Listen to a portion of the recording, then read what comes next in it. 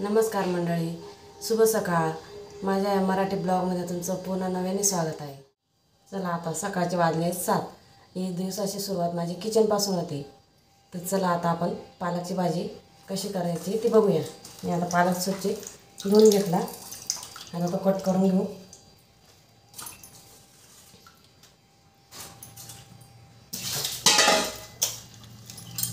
चला आता असं बारीक पालक कट करून घ्यायचा.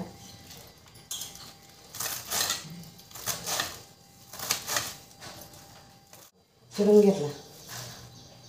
आता त्याला फोडणी देऊया आपण.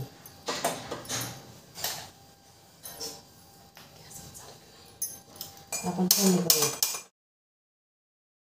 पालकाची भाजी चिरल्यानंतर कढई ठेवली. कढईमध्ये तेल टाकलं, त्याच्यानंतर जिरं लसूण टाकला. मग पालकची भाजी टाकून घेतली.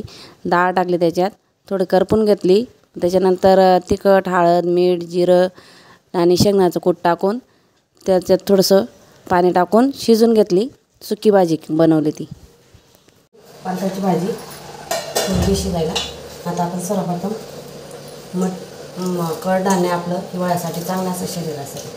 चला आपण उसळची भाजी नाश्त्याला करूया. आता आपण कांदा कापून घेतला. आमच्याकडे पाऊस चालू आहे. आपण उसळची भाजी करूया. पालकाची भाजी झाली. आता वाफेवरती राहायची चटणी बनवायची आपल्याला. पालकाची भाजी केल्यानंतर उसळ घेतली आपण बनवायला. त्याच्यात कढई ठेवली. कढईमध्ये कांदा करपून घेतला.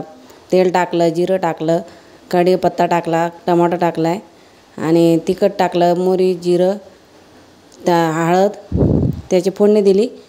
मग आपण उसळ धुवून टाकली. त्याच्यात ते करपून घेतलं आणि वाफेवर शिजून घेतली. आपली कणिक मळली गेली. आता अशा प्रकारे कणिक भिजून घेतली.